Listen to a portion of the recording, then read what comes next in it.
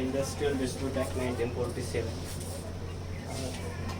तर आपण काय असते इंडस्ट्रियल डिस्प्यूट ॲक्ट. या डिस्प्यूट ॲक्ट तुमचा आपण अप्लिकेबल आहे all over India. It is applicable all over India, include Jammu Kashmir. त्याच्यात काय असेल तुमच्याला डिस्प्यूट म्हणजे काय आहे की तुमच्याला डिफरन्स इन थिंकिंग किंवा डिफरन्स इन तुमच्याला डिफरन्स बिटवीन बोथ वर्कर किंवा तुमच्याला ओनर आहे त्यासोबत जर का तुमच्याला थिंकिंगमध्ये डिफरन्स किंवा एखाद्या गोष्टीवर जर का तुमच्याला डिस्प्यूट तयार होत असणार, भांडण तयार होत असणार, त्याला म्हटलं जाते डिस्प्यूट. तर डिस्प्यूट म्हणजे काय बघू. डिस्प्यूट त्याला आपण डिफरन्स सुद्धा म्हणू शकतो. डिफरन्स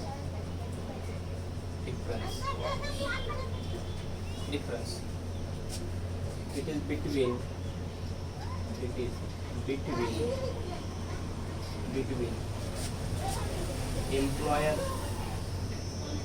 एम्प्लॉयर म्हणजे आपण एम्प्लॉयर म्हणजे वन ओनर और ऑक्युपायर म्हणू शकतो. Occupier and employee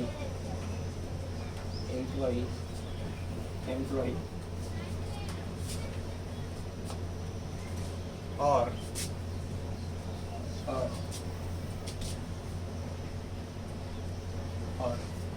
employer and employer, or employee and employee,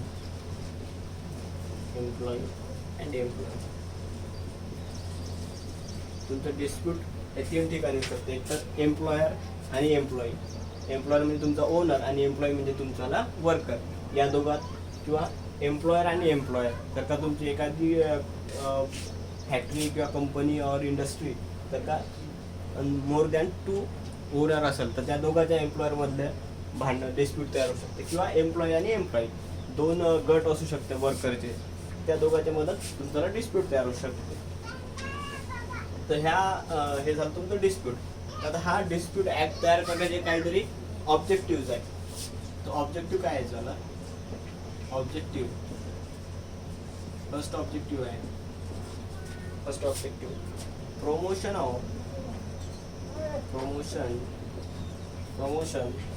of major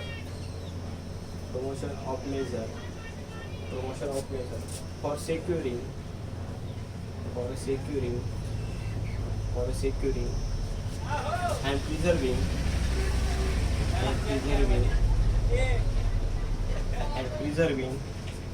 amity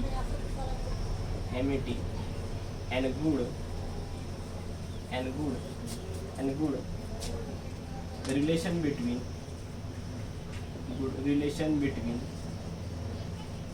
relation between employers and worker.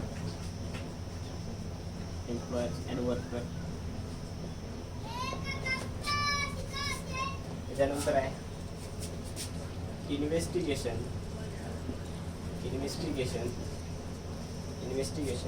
and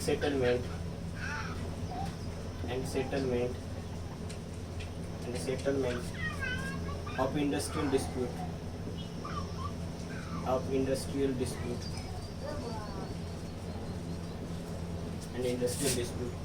त्याच्यानंतर आहे relief to workmen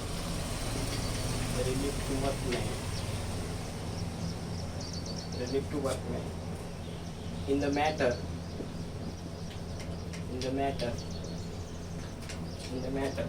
of layoff and retrenchment. जर का एखाद्या एम्प्लॉईला जर का तुमचीवाली कंपनी सोडून जायचं, रेजिग्नेशन द्यायचं, जर तुमच्याला काही प्रॉब्लेम आला पाहिजे नाही, रिलीफ भेटला पाहिजे. त्याच्यानंतर आहे prevention prevention of illegal strikes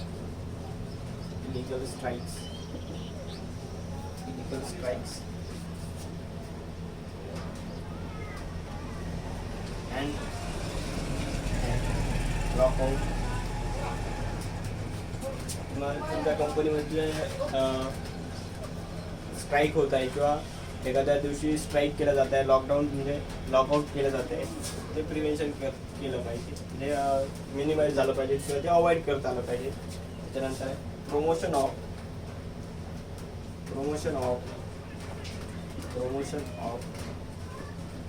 collective bargaining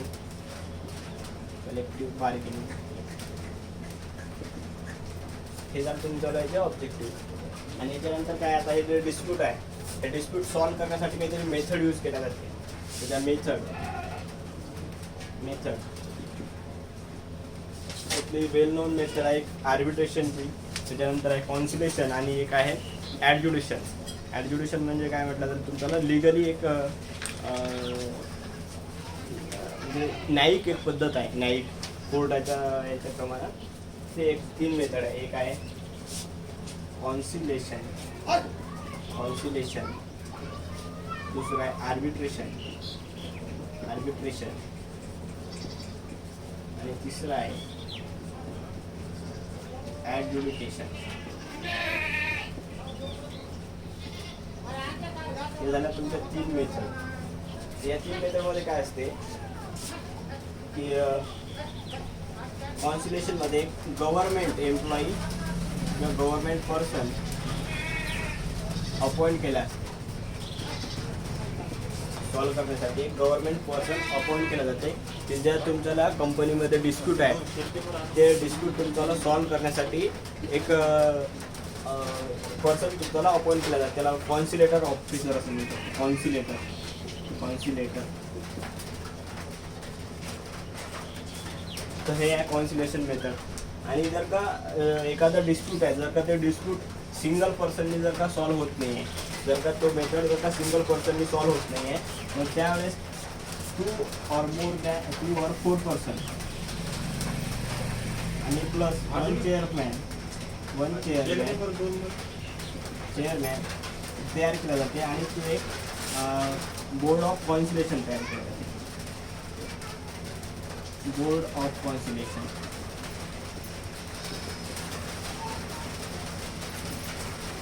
त्यावेळेस तुमच्याला बोर्ड ऑफ कॉन्सिलेशन तयार केलं जाते. आणि यामध्ये काय असते की 2 ज्या पार्टीज आहेत, डिस्प्यूटवाल्या 2 पार्टीज आहेत,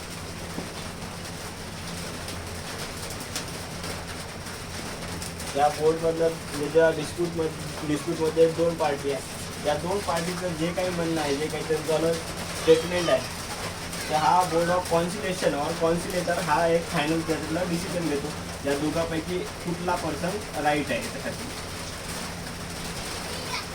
हा जो कॉन्सिलेटर आहे, हा कॉन्सिलेटर या दोघांच्या स्टेटमेंटपैकी कुठला पर्सन रॉंग आहे, एका पर्सनला रॉंग ठेवते आणि एका पर्सनला राईट केलं जाते, त्याला म्हटलं जाते कॉन्सिलेशन प्रोसेस. त्या प्रोसेसला म्हटलं जाते कॉन्सिलेशनचं. ते काय, it is a person appointed by the government to conciliate between the both party. आणि बोर्ड ऑफ कॉन्सिलेशन काय असते, जर का सिंगल पर्सन जर का हा डिस्प्यूट सॉल्व करत असेल तर एक चेअरमॅन आणि 2 or 4 पर्सन जे एक कमिटी बनवला जाते, त्याला आपण म्हटलं जाते बोर्ड ऑफ कॉन्सिलेशन तयार केलं जाते आणि हा डिस्प्यूट सॉल्व केला जाते. त्याच्यानंतर आहे आर्बिट्रेशन. आर्बिट्रेशनची प्रोसेस काय आहे,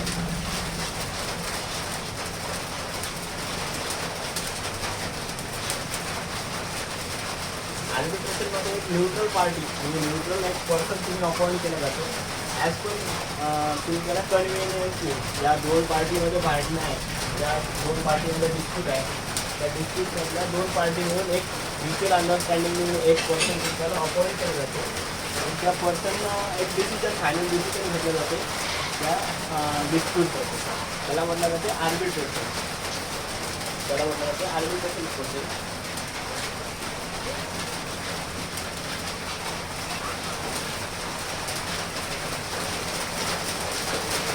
आर्बिट्रेशन प्रोसेसमध्ये 2 पार्टीजमधले जे भांडणं आहे, दोन पार्टीमध्ये जे भांडण आहे ते सॉल्व करण्यासाठी एक न्यूट्रल पार्टी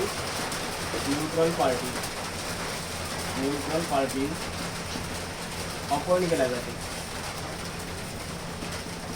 न्यूट्रल पार्टीचे अपॉइंट केला जाते आणि या दोघांचं जे काही डिस्प्यूट आहे, ह्या ज्या दोघांचं जे काही म्हणणं आहे ते या पर्सनला सांगितलं जाते आणि या दोघांच्याही म्हणण्यानुसार जे त्यांच्यावाला डिस्प्यूट आहे ते डिस्प्यूट सॉल्व करण्यासाठी हा काहीतरी एक थर्ड म्हणजे वेगळा किंवा या दोघांतला मध्य काढून एक मीन काढून एक रिझल्ट दिला जाते, जो की याच्यासाठी सुद्धा बेनिफिशियल असेल, याच्यासाठी पण असेल आणि तेवढाच प्रमाणात ते झालं ड्रॉबॅक या दोन्ही पार्टीसाठी सुद्धा असेल. त्याला म्हटलं जाते आर्बिट्रेशन प्रोसेस. ते झाली तुमची आर्बिट्रेशन.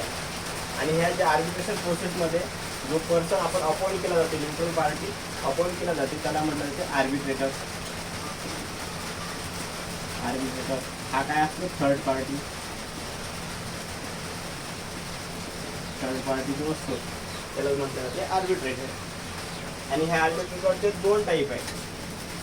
एक आहे व्हॉलंटरी आणि एक आहे कंपल्सरी.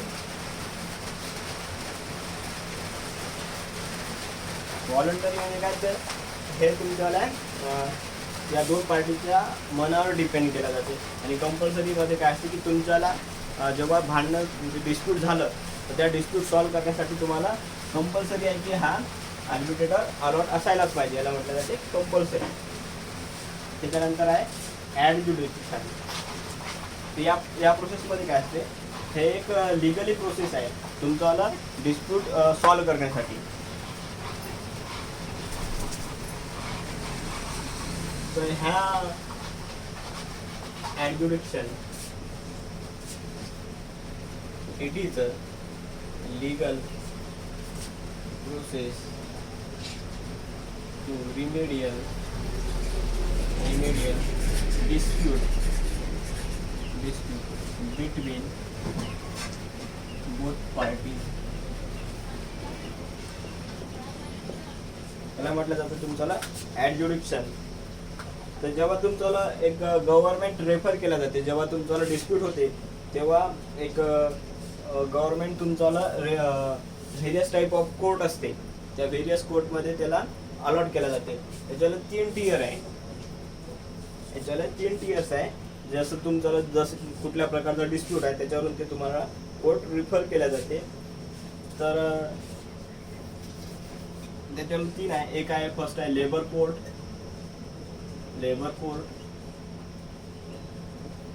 कोर्ट. नेक्स्ट आहे तुमच्याला इंडस्ट्रियल ट्रिब्युनल. त्याच्यानंतर आहे नॅशनल ट्रिब्युनल.